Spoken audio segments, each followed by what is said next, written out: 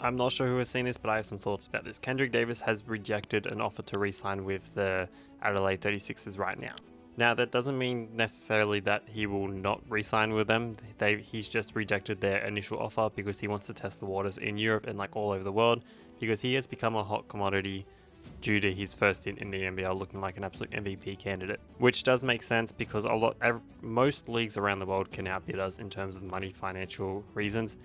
The maximum player here is only going to get $1 million at the absolute peak. So like Bryce Cotton and Xavier Cooks are the only two to get that kind of money. Most other imports are around that 3 to 500,000 USD. I think they convert it to, which works around a certain thing or something.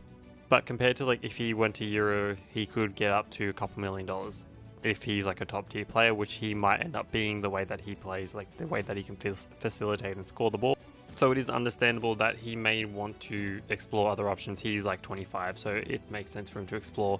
But the other thing I feel like is just hasn't been spoken enough about is that I don't think he didn't get along with Mike Wells, the coach, which is a big thing, which I think might be part of the reason why he didn't want to return, because he doesn't want to play for a coach that he doesn't really get along with, which makes sense.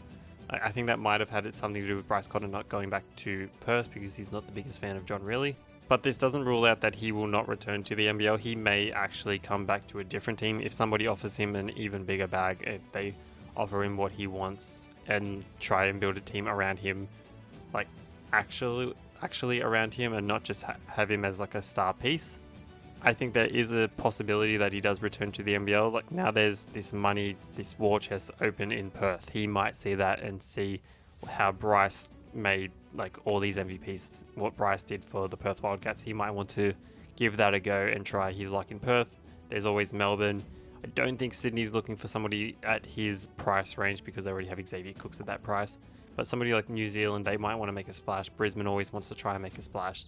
There are other teams out there that may somehow get his signature, but at the moment, I wouldn't be surprised if he ends up in Europe or stays in China or whatever to get the biggest bag possible at his age. But let me know, do you guys think he has a chance of returning to the NBL, or he was just going to be a one and done? He's too big for the league now.